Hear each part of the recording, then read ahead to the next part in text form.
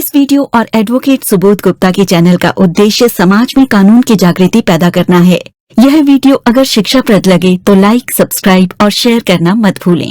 जय हिंद। एक कॉमन समस्या ये देखने में आई है कि कई बार जो खरीदार होते हैं वो बहुत चालाक होते हैं, या वो रियल खरीदार होते ही नहीं है, वो खुद प्रॉपर्टी डीलर होते हैं या उनका बिजनेस होता है प्रॉपर्टी खरीदना बेचना। उनको रियल नीड नहीं होती प्रॉपर्टी की, उन्हें वो प्रॉपर्टी आगे बेचनी होती है मुनाफा कमा के, पैसे बढ़ा के।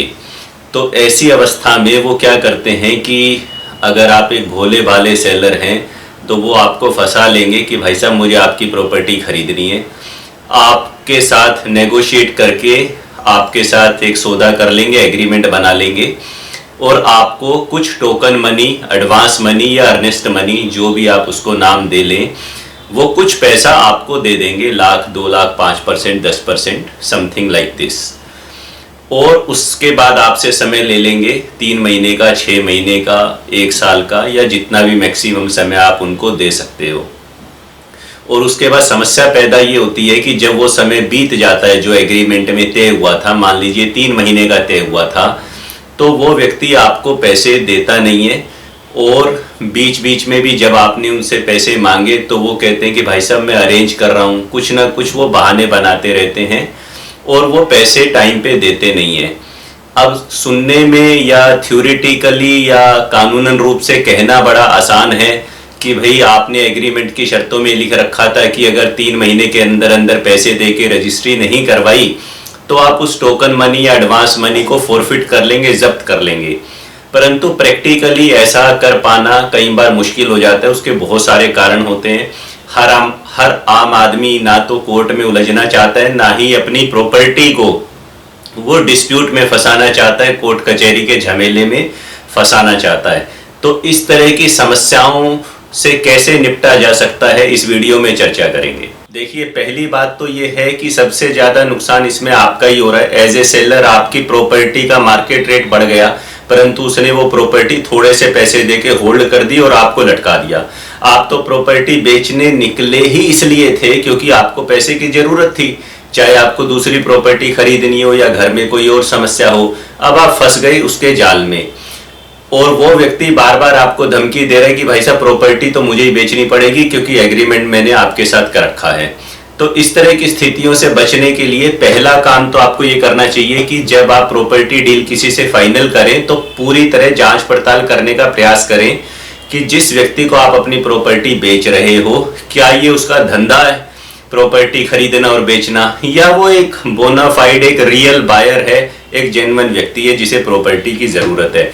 अगर ये उसका बिजनेस ही है, उसका धंधा है प्रॉपर्टी में इस तरह की डीलिंग करना, तो आप उससे निपट पाओ आसानी से, उसमें आपको मुश्किल होगी। लेकिन अगर वो एक जेन्युइन व्यक्ति है और उसे कोई जेन्युइन दिक्कत हो गई तो फिर भी बातचीत से ये मामला बाद में निपटाया जा सकता है। तो पहली बात तो ये है कि बायर के जो क्रेडेंशियल्स हैं कि वो बोनाफाइड बायर है या नहीं है, वो कोई प्रॉपर्टी डीलर, इन्वेस्टर या इस तरह की डीलिंग करने वाला व्यक्ति नहीं है, ये जांच पड़ताल करने का आप प्रयास करें। दूसरी सावधानी आपको ये रखनी चाहिए कि जो भी आप एग्रीमेंट उसके साथ बनाएं वो एक अच्छा डिटेल्ड क्लियर टर्म्स के साथ बना हुआ एग्रीमेंट होना चाहिए। ऐसा नहीं कि उसमें 4-6 बातें लिख दी जनरली जो बनी होती हैं और वो गोलमोल बातें ठीक से समझ में नहीं आ रही हैं।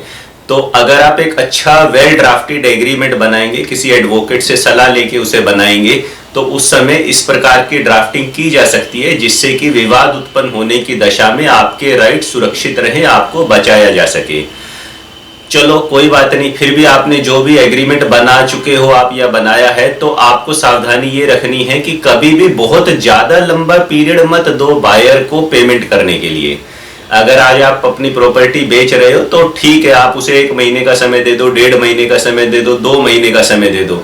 लेकिन वो आपसे अगर रिक्वेस्ट कर रहा है कि भाई साहब मुझे 4 महीने चाहिए, मुझे 6 महीने चाहिए, मेरी दूसरी प्रॉपर्टी है वो बिकेगी, मेरे फला जगह से पैसे आने हैं, ऐसा होना है और वैसा होना है, तो आप समझ लिए जितना लंबा समय आप उसको देंगे उतना ये चांसेस है कि आपकी डील खटाई में पड़ेगी।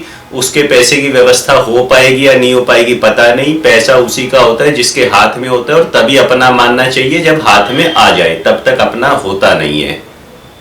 तो कम से कम पीरियड देने का प्रयास करें बायर को प्रॉपर्टी खरीदने के लिए, लंबा पीरियड देने से बचें। तीसरा पॉइंट दोस्तों ये है कि आप उससे शुरू में पूछ लें कि आपको कोई बैंक लोन वगैरह लेना है या नहीं लेना है, और उससे संबंधित क्लोज भी केयरफुली ड्राफ्टेड एग्रीमेंट के अंदर डली होनी चाहिए कि भाई तुम्हें बैंक लोन मिले या ना मिले हमारी कोई सिरदर्दी नहीं है, हमारा पैसा हमें टाइम पे मिल जाना चाहिए।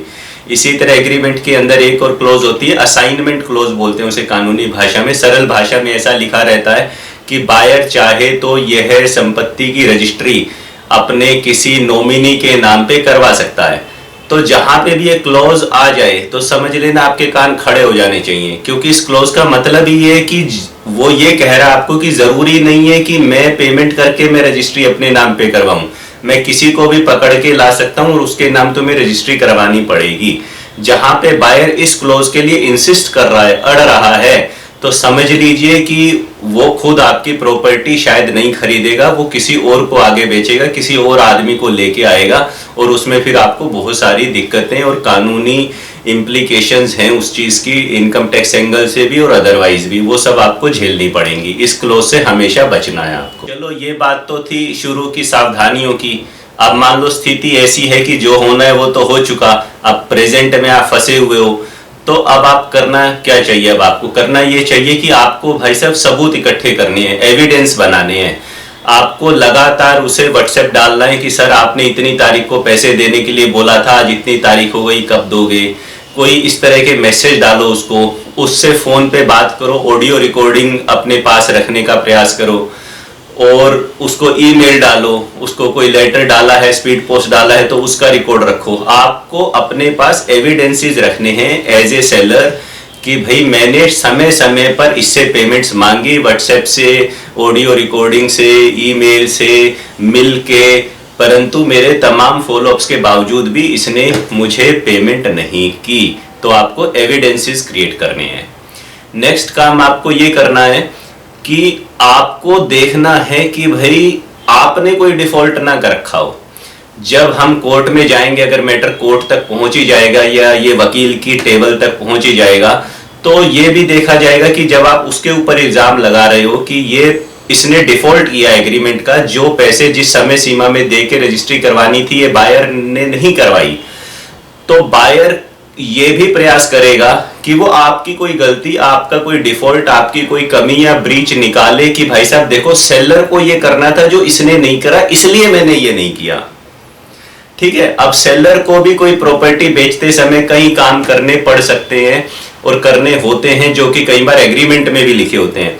फॉर एग्जाम्पल, यदि आपकी प्रॉपर्टी किसी ऐसी जगह पे है जहां आपको किसी लोकल अथॉरिटी से कोई परमिशन लेके आनी है, कोई ट्रांसफर परमिशन लानी है, या आपकी सोसाइटी जहां है उससे कोई आपको परमिशन लेनी है, कोई एनओसी लेनी है, या कोई ऐसा कार्य है उस प्रॉपर्टी से संबंधित, हाउस टैक्स का या उसे फ्री होल्ड करवाने का या कुछ भी, जहां पे जिम्मेदारी आपकी थी कि भाई आप ये लेके आओगे, ये काम करोगे, और वो आपने किया नहीं, तो जब आप उसके ऊपर इल्जाम लगाएंगे कि आपने पेमेंट नहीं की, तो वो उल्टा आपके ऊपर इल्जाम लगाएगा कि तुमने ये नहीं किया, इसलिए तुमने डिफॉल्ट किया, इसलिए तुम मुझे दुगने पैसे दो, अर्नेस्ट मनी के या एडवांस मनी के।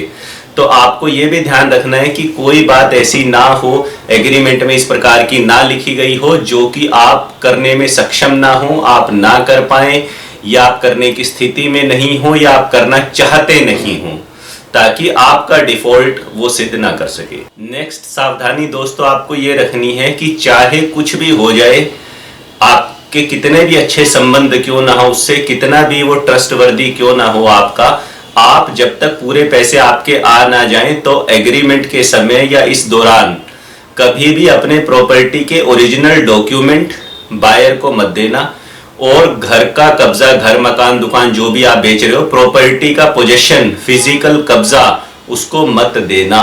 अगर फिजिकल पोजीशन आपने प्रॉपर्टी का उसको दे दिया या आपने ओरिजिनल डॉक्यूमेंट उसको दे दिए प्रॉपर्टी के, तो आपकी जो लड़ने की शक्ति है कानूनन रूप से वो और कमजोर हो जाएगी।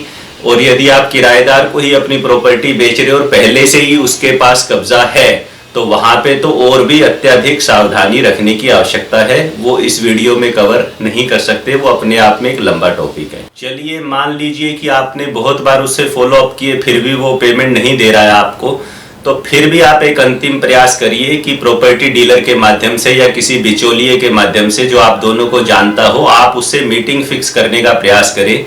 मिलके बातचीत को आपसी सुलह से समझाने का एक तरीका निकालने का प्रयास करें। अगर उस मीटिंग में ये डिसाइड हो जाता है कि ठीक है भाई, वो आपसे 1 महीने का एक्सटेंशन और मांग रहा है कि मुझे 1 महीने का समय और दे दो, तो आमतौर पर मैंने देखा है कि लोग उसी एग्रीमेंट पर लिख देते हैं कि दोनों पार्टियों की आपसी सहमति से ये एग्रीमेंट 1 महीने के लिए बढ़ाया गया। ऐसा नहीं लिखना, अपनी सहमति इस प्रकार से नहीं देनी, बल्कि उससे लिखवा के लेना है कि भाई मैं किसी कारणवश से अपनी पिछली जो डेडलाइन थी, तारीख थी, उस समय के भीतर, उस समय सीमा के अंदर ये पेमेंट नहीं कर पाया बैलेंस सेल कंसिडरेशन की, अब मुझे इतना समय और दे दिया जाए।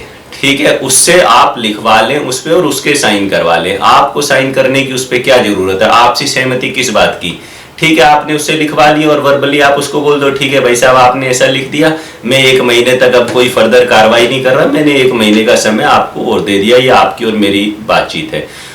उस पे नहीं लिख रहा है तो ईमेल पे डलवा लो, ईमेल पे नहीं लिख रहा है तो व्हाट्सएप पे डलवा लो, व्हाट्सएप पे नहीं लिख रहा है तो ऑडियो रिकॉर्डिंग मैसेज मंगवा लो। कहने का भाव ये है कि मैं ये डॉक्यूमेंट करना चाहता हूं, मैं ये एविडेंस क्रिएट करना चाहता हूं कि हाँ, मीटिंग में एक पर्टिकुलर पॉइंट पे जब वो तारीख निकल गई थी, अंतिम तारीख, तो उसने मेरे से रिक्वेस्ट की थी, बायर ने रिक्वेस्ट की थी सेलर को कि भाई साहब मुझे 1 महीने का समय और दे दो, और मैंने दया करते हुए अपने संबंधों को ध्यान में रखते हुए कि रिश्ते खराब ना हो, कोर्ट कचहरी में मामला ना उलझे, विवाद ना बढ़े, इसलिए उसको ये समय दे दिया था। चलो अब आगे बढ़ते हैं कहानी में। मान लो कि मीटिंग हो गई या नहीं हो गई, या फोन पे बात हो गई और वो व्यक्ति कह रहा है, बायर कह रहा है कि भाई साहब मेरे पास तो पैसे का जुगाड़ हो ही नहीं पा रहा है, मुझे तो लंबा समय चाहिए, या मुझे ऐसा लगता है मैं दे नहीं पाऊंगा।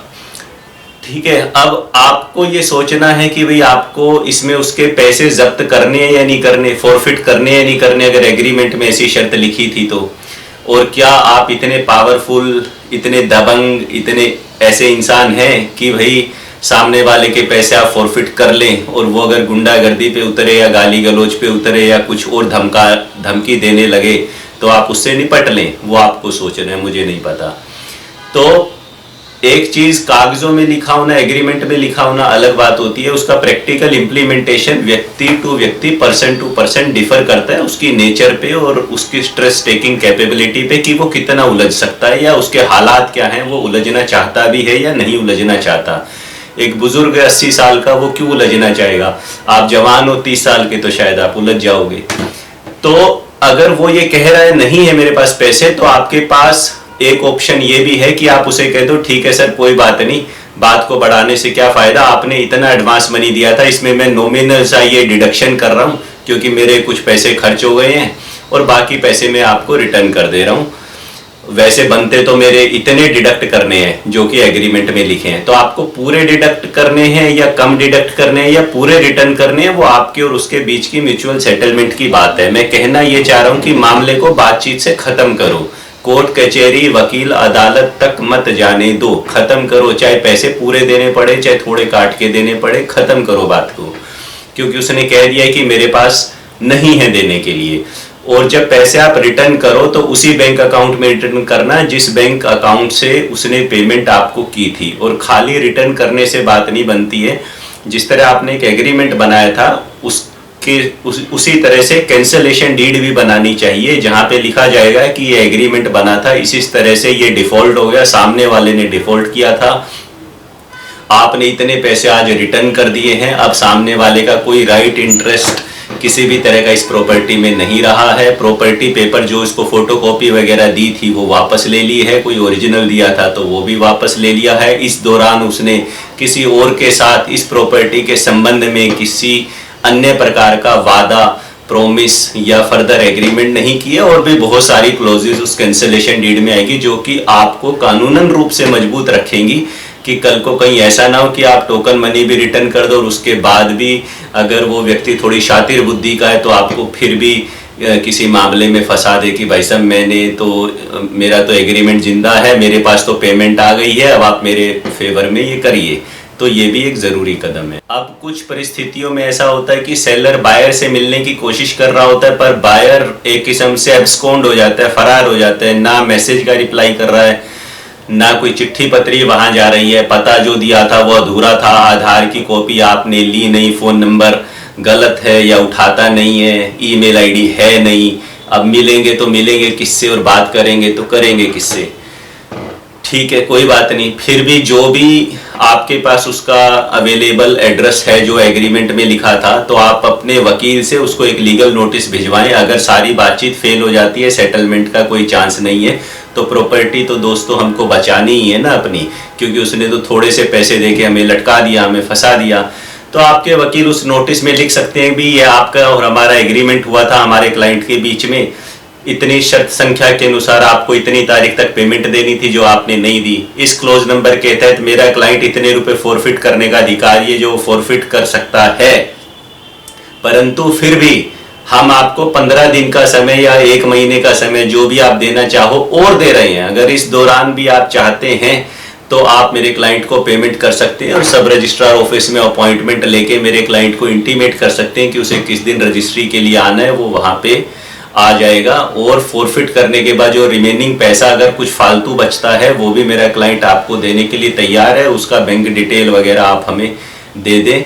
और अगर ये पीरियड ख़त्म होने के बाद भी आपने कोई पेमेंट नहीं की और रजिस्ट्री नहीं करवाई, तो मेरा क्लाइंट को अधिकार हुआ कि वो इस प्रॉपर्टी को किसी को भी बेच सकता है, गिरवी रख सकता है, जैसे मर्जी यूज़ कर सकता है। आपका इस प्रॉपर्टी में किसी भी तरह का कोई राइट, इंटरेस्ट, टाइटल इसके बाद नहीं बचेगा। तो इस प्रकार की बातें और भी अन्य कई बातें उसमें लिखनी होती हैं, वो लिखी जा सकती हैं और वो लीगल नोटिस उसको सर्व किया जा सकता है।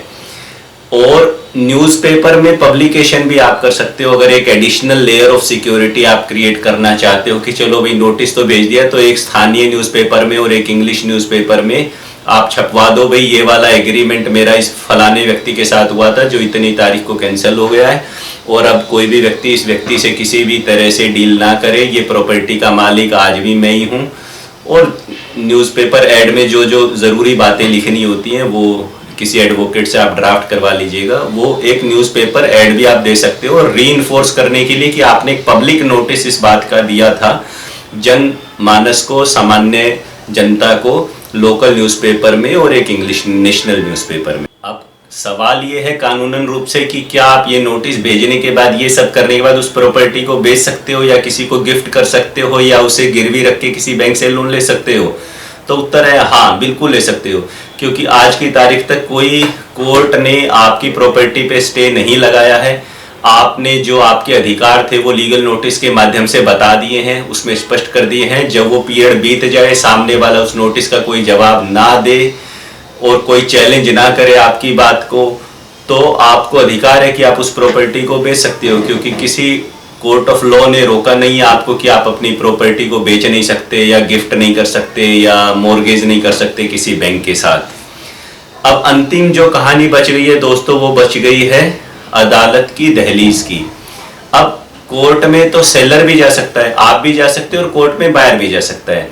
आप कैसे जा सकते हैं कोर्ट में? आप कोर्ट में जा सकते हैं जाना चाहें तो, हालांकि एडवाइजेबल नहीं होता सेलर के लिए जाना, क्योंकि कोई भी सेलर अपनी प्रॉपर्टी को खुद डिस्प्यूट में या कोर्ट कचहरी में फंसाना नहीं चाहता। पर थ्योरेटिकली बात करूं, कानूनन रूप से बात करूं, तो आप कोर्ट में जा सकते हो। आप कह सकते हो कि कोर्ट में कि मेरे को कंपनसेशन दिलवाया जाए, इसने इस एग्रीमेंट की शर्तों का ब्रीच करा है और उसकी वजह से मुझे ये लॉस हो गया है। ठीक है, तो जा सकते हैं आप जाना चाहें तो। स्पेसिफिक परफॉर्मेंस का भी सूट आप डाल सकते हो, दावा कर सकते हो, लेकिन हम स्पेसिफिक परफॉर्मेंस का मतलब है कि हम चाहते हैं कि हमारे बाकी पैसे मिल जाएं और हम रजिस्ट्री करवाने के लिए तैयार हैं, ये भी आप कर सकते हो। अमूमन ये तब किया जाता है जब प्रॉपर्टी के रेट गिर गए हों। अगर प्रॉपर्टी के रेट बढ़ गए हैं तो कौन सेलर जाके कोर्ट को ये बोलेगा कि मैं बाकी पैसे लेने के लिए तैयार हूँ, रजिस्ट्री करवाने के लिए तैयार हूँ, अगर रेट बढ़ गए होंगे तो। बायर भी कोर्ट में जा सकता है, आपके नोटिस के बावजूद कोर्ट में जा सकता है और ये कह सकता है कोर्ट को कि मैं बाकी पैसे देने के लिए तैयार हूं और मेरे नाम रजिस्ट्री करवाई जाए। लेकिन कोर्ट में जाने का मतलब ये नहीं होता है कि केस जीत जाना। कोर्ट में जाना अलग बात है और कोर्ट में जीतना एक अलग बात है। तो कई लोग डरते हैं कि हमारी प्रॉपर्टी पे वो इंजंक्शन ले आएगा, स्टे ले आएगा। स्टे देखिए अलग अलग केस के तथ्यों के आधार पर होता है। जरूरी नहीं है कि ऑनरेबल कोर्ट स्टे दे ही दे। जज साहब जब स्टे देते हैं तब वो भी देखते हैं कि क्या शर्तें थी, क्या उसका ग्राउंड बनता है स्टे का।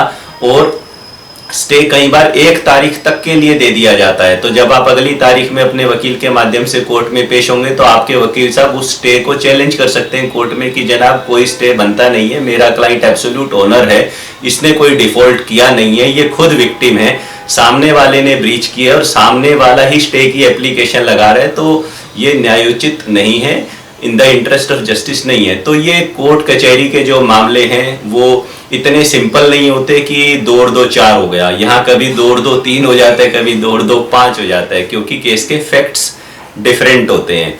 तो इन सब बातों की आप सावधानियां रखिए और कोशिश कीजिए कि एग्रीमेंट अच्छा बनाएं, बायर की जांच पड़ताल ठीक से करें, ताकि आप इस प्रकार के फालतू चक्करों में ना पड़े जिसमें कि आपका पीस ऑफ माइंड भी खराब होगा, पैसे भी खराब होंगे और आपकी प्रॉपर्टी भी उलझ जाएगी। यह वीडियो ना तो कोई विज्ञापन है और ना ही प्रत्यक्ष या अप्रत्यक्ष रूप से कोई आमंत्रण। वीडियो में कही गई बात कानूनी सलाह नहीं है और ना ही एडवोकेट सुबोध गुप्ता इसकी पूर्ण सत्यता और प्रामाणिकता का दावा करते हैं। यह वीडियो अगर शिक्षाप्रद लगे तो लाइक, सब्सक्राइब और शेयर करना मत भूलें। जय हिंद।